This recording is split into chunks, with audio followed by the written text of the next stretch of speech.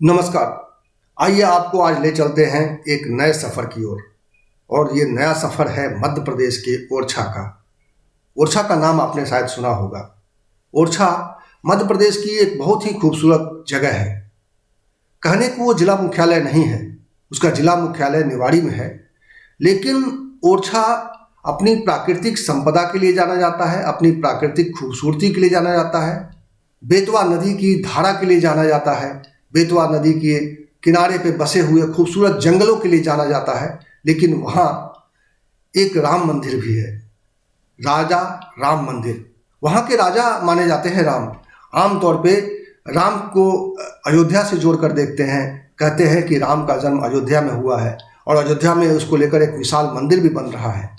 लेकिन देखिए कि राम की माया कहाँ कहाँ फैली है। ओरछा में राम की मूर्ति एक गई थी।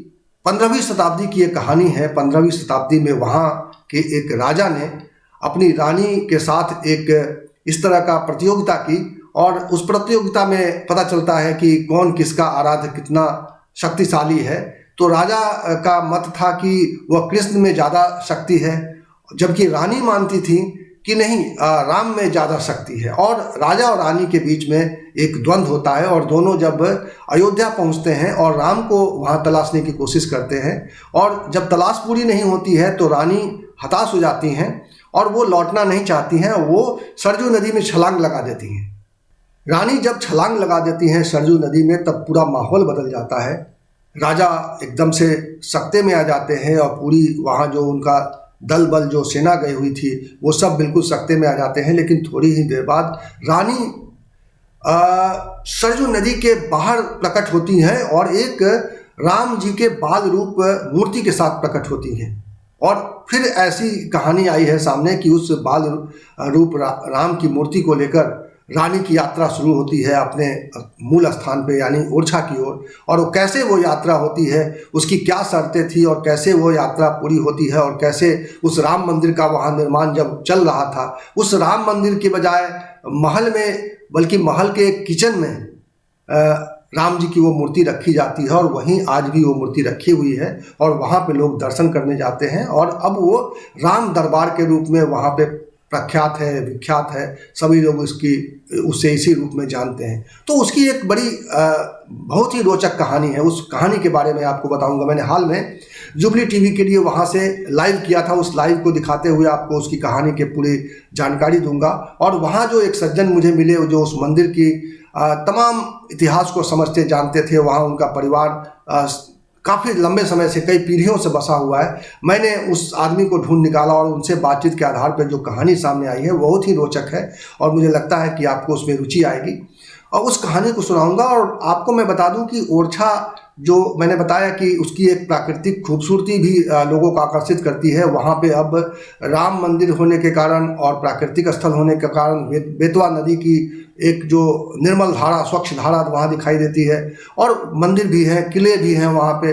तो एक वहाँ जो पर्यटकों का तांता लगा रहता है उसकी वजह से वहाँ पे रिजॉर्ट और होटलों का कारोबार भी काफ़ी बढ़ गया है। छोटी सी जगह होने के बावजूद वहाँ पे देसी विदेशी तमाम तरह के पर्यटक वहाँ पहुँचते हैं और बहुत ही आनंदित कर देने वाला सफ़र होता है। मुझे लगता है जीवन में एक बार ओरछा सबको जाना चाहिए और मुझे ऐसा वहाँ जाके यही लगा है। तो मैं आपको ज़्यादा वक्त नहीं लेता हूँ आपका। मैं आपको सीधे सीधे उस राम कहानी को दिखाता हूँ, उस मंदिर की कथा को सुनाता हूँ, उसी जगह से जहाँ से मैंने जुबली टीवी के लिए वो वहाँ से लाइव किया था।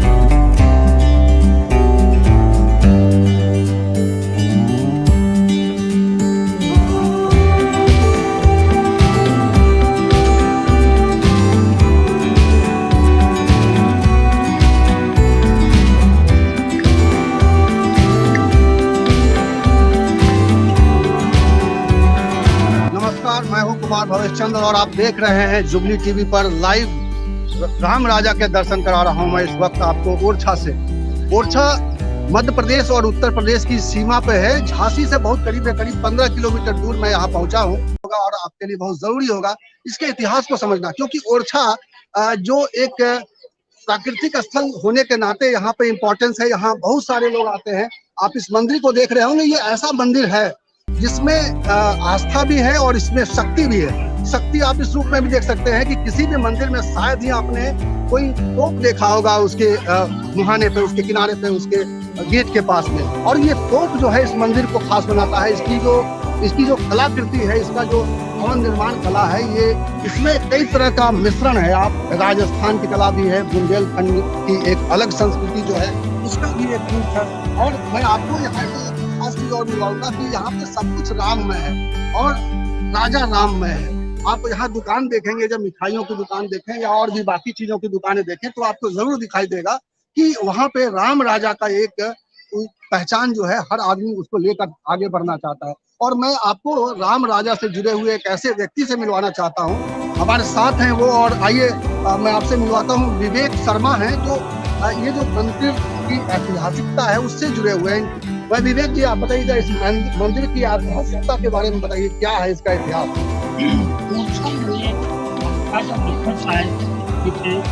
उनकी जो पत्नी थी महारानी कुंवर गणेश, वो बहुत रामप्रिय भक्त थी। और बुंदेलखंड में मैंने ऐसा राम भक्त अभी तक नहीं देखा, ना ही मैंने रानी कुंवर गणेश जी बाई और राजा मतवर साई जी के बीच, जब दोनों लोगों के बीच एक, चूंकि महाराजा मतवर साई जी जो थे वो कृष्ण भक्त थे, रानी थी वो राम भक्त, तो एक दिन दोनों में हंसी मजाक में हो गया कि हमारे भगवान श्रेष्ठ, हमारे भगवान से। 1500 के समथिंग जब भगवान को यहाँ रानी के द्वारा लाया गया था, तो जब रानी यहाँ से अयोध्या मूर्ति लेने के लिए जब वहाँ पहुंची तो उन्होंने तपस्या करी कई महीनों तक, लेकिन भगवान प्रसन्न नहीं हुए। तो रानी ने कहा कि अब मेरी बातें तो मिथ्या हो गई हैं, राजा के सामने किस मुंह को लेके मैं जाऊंगी। तो उन्होंने पूरे लाव लश्कर को वापस अयोध्या से ओरछा के लिए वापस भेज दिया। लेकिन लाव लश्कर कैसे आता, उसको भी डर था कि अगर बगैर रानी के मैं अयोध्या पहुंच गया लश्कर तो राजा सबको खत्म करवा देगा, मरवा देगा। रानी ने कहा कि अब भगवान आप मेरे संग नहीं चल सकते, तो मेरा जीना व्यर्थ है, मेरी बातें झूठी हो गई। तो रानी ने सरयू नदी में छलांग लगाई और जो लाव लश्कर था वो गया नहीं, वहीं पे ठहर गया। कुछ देर बाद देखने को वहां मिलता है, जो इतिहासकारों ने हमें बताया है, रानी जब सरयू नदी में छलांग लगाई तो कुछ समय पश्चात रानी की गोद में बाल रूप में भगवान की जो मूर्ति है, जो आप अभी दर्शन, यानी सरयू से अवतरण हुआ है। जहाँ जो मूर्ति लगी है, जो मुख्य मूर्ति लगी है जिसकी हमने अभी पूजा की है, वहाँ से वो मूर्ति लाई गई, ये इसी आकार में थी वो। जी बिल्कुल सेम जो आप देख रहे हैं। और इसका काल क्या रहा होगा आपको? 1500 ईस्वी के बीच के, जी उस समय राजाओं का जो काल है जिसमें हम ये सारी जानकारी अगर आप कभी ओरछा पे रिसर्च करें और अगर आप विकिपीडिया पे जाएंगे तो आपको ओरछा के बारे में जो जानकारी मिलती है उससे कनेक्ट होता है। यानी कि जो इतिहास है उसकी कितनी प्रासंगिकता है और कैसे वो सच्चाई के रूप में हमारे आपके सामने है, और राम का ये कनेक्शन किस तरीके से आप समझ सकते हैं कि राम का वो कनेक्शन आके बुंदेलखंड में जुड़ा। बड़ी रोचक कहानी है। मुझे लगता है थोड़ा इसके बारे में आपको और बताऊं। ये जो मूर्ति लगी है, इसी मूर्ति का दर्शन करने के लिए आते हैं लोग यहाँ पे, और इस मूर्ति के अलावा यहाँ और भी जो मूर्तियां लगी उसके बारे में जरा बताइए, यहाँ पर और किस तरह की मूर्तियां लगी हैं? मूर्तियां यहाँ पे एक मैंने आपको भी दर्शन करवाए, रघुवंश मणि की जो छोटी जो मूर्ति मैंने आपको दर्शन करवाई थी वो रघुवंश मणि जी की। हमारे इतिहासकार प्राचीन लोग बुजुर्गों ने हमें जो बताया है उस हिसाब से मैं आपसे बता सकता हूँ कि ये जो छोटी वाली जो मूर्ति थी, रानी उसकी स्वयं सेवा पूजा करती, वो रानी की स्वयं की मूर्ति हुआ करती थी। उसके पीछे आपने बनवासी राम की मूर्ति देखी है। वो ये सारे जो आप मूर्तियां देख रहे हैं, इन सारी मूर्तियों के जो मंदिर है वो किले के अंदर सेपरेट बने हुए हैं। लेकिन 85 में सन 1984 के समथिंग की बात है कि चोरियां हो रही थी मध्य प्रदेश में, तो उन सारी मूर्तियों को उठा करके एक जगह व्यवस्थित करके रामराजा मंदिर में स्थापित कर। जब रानी भगवान को लेकर अयोध्या आ रही थी तो रानी से भगवान ने 3 शर्तें रखी। पहली शर्त उनकी ये थी कि मैं जहाँ जाऊंगा वहां का राजा मैं कहलाऊं। दूसरी शर्त उनकी ये थी कि मैं पुख नक्षत्र में गमन करूं। तो उन्होंने कहा था कि जब जितनी समय तक पुख नक्षत्र रहेगा उतनी समय तक ही मैं अयोध्या से ओरछा के लिए गमन करूंगा, और जहां पे पुख नक्षत्र खत्म हो जाएगा वहां पे आप इंतजार रुक जाएंगे, और फिर 27 दिन बाद जब वो नक्षत्र आएगा फिर हम चलेंगे। अच्छा, ऐसे कई महीनों में भगवान अयोध्या से ओरछा लेके आए थे, और उनकी एक शर्त ये कि मैं गोदी गोदी ही जाऊंगा, यानी जमीन पर उनको नहीं रखा जाएगा। और उन्होंने कहा था कि मैं जहाँ बैठ जाऊंगा वहां से मैं उठूंगा। तो ये जो आप पीछे मंदिर देख रहे हैं, चतुर्भुज मंदिर, मैं आपको दिखाना चाहूंगा, ये इस मंदिर जो है इसके पीछे ही है, और इसके बारे में बड़ी दिलचस्प जानकारी मुझे मिली है कि ये मंदिर, इस मंदिर में राम गए ही नहीं, और बल्कि ये बहुत ही विशाल आप मंदिर देख पा रहे होंगे इस वक्त हमारे स्क्रीन पे।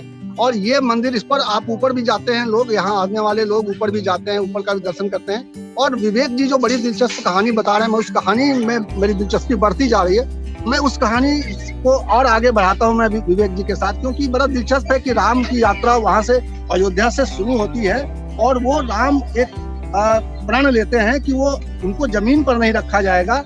इसी तरह की कहानी आपको ध्यान होगा कि रावण जब उनकी एक शिव भगवान की शिवलिंग लेकर जब चले थे, और जो वहाँ पे बिहार में इस वक्त झारखंड में चला गया है वो मंदिर, शंकर भगवान का, भोलेनाथ का, वहाँ उसमें सावन में वहाँ बहुत भव्य वहाँ पे उनकी पूजा आरती होती है, वहाँ लोग ये बोलबम का एक वो लेके जाते हैं। और उसी तरह की कहानी नजर आ रही है इस वक्त यहाँ बुंदेलखंड में, कि कैसे राम यहाँ पे मतलब एक चरणों में, कई चरणों में यात्रा पूरी करके वो बुंदेलखंड आते हैं। और विवेक जी आपको आगे की कहानी बता रहे हैं। विवेक जी, तो भगवान की ये 3 शर्तें रानी के सामने उन्होंने रखी थी।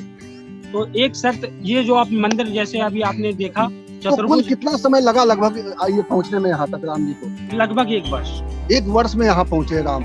12 दिन का तो उनका केवल चलना ही रहा। 1 वर्ष में 12 दिन ही तो मिले उन्हें चल पाते थे। हाँ। तो इतने में 1 माह कुछ माह, 1 साल कुछ माह में वो यहाँ तक पहुंचे हैं। और मैं आपको बता दूं कि ये जो मंदिर जो आपने देखा है, इसका जो मुख्य जो गर्भगृह है, वो गर्भगृह रानी के महल से सीधा दर्शन होते हैं। अच्छा। तो रानी के मन में एक इच्छा प्रकट हुई कि मैं जैसे ही प्रातः काल उठूं तो सर्वप्रथम मैं राम राजा सरकार के दर्शन करूं।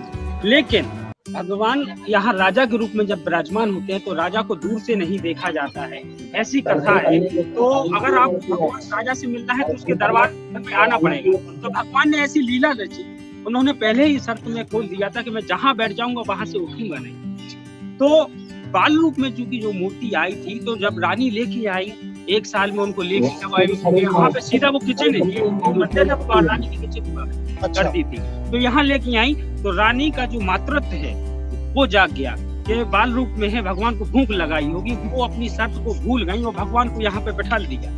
तो एक ये है कि भगवान को जब भोजन के लिए यहाँ बैठा दिया तो भगवान का यही मंदिर होगा, यही बैठे।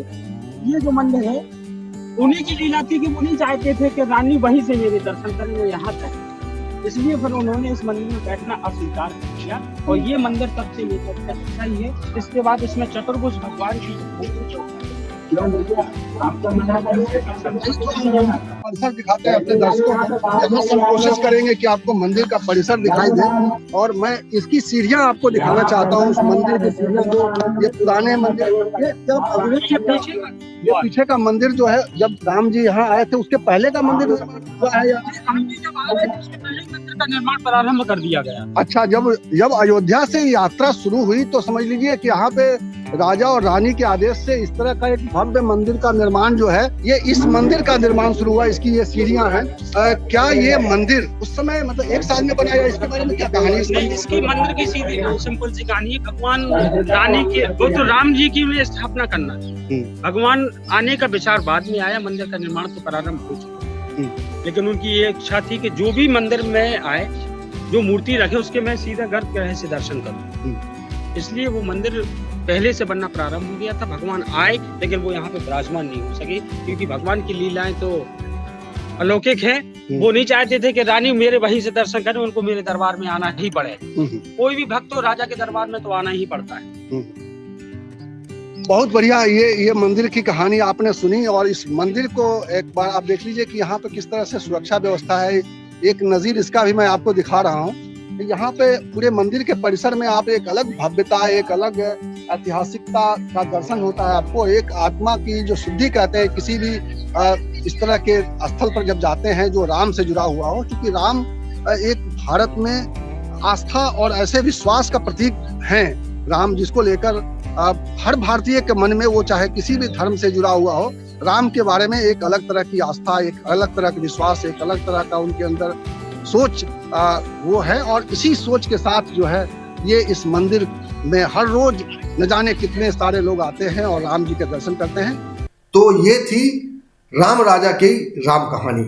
इसी तरह के वीडियो के साथ मैं आपके सामने फिर आऊँगा। तब तक के लिए नमस्कार। अगर आपने हमारा चैनल सब्सक्राइब नहीं किया तो प्लीज़ इसे सब्सक्राइब कर लीजिए और इसे अधिक से अधिक लोगों तक शेयर कीजिए, ताकि इस तरह की जानकारी, इस तरह की बातें अधिक से अधिक लोगों तक पहुँचे। धन्यवाद।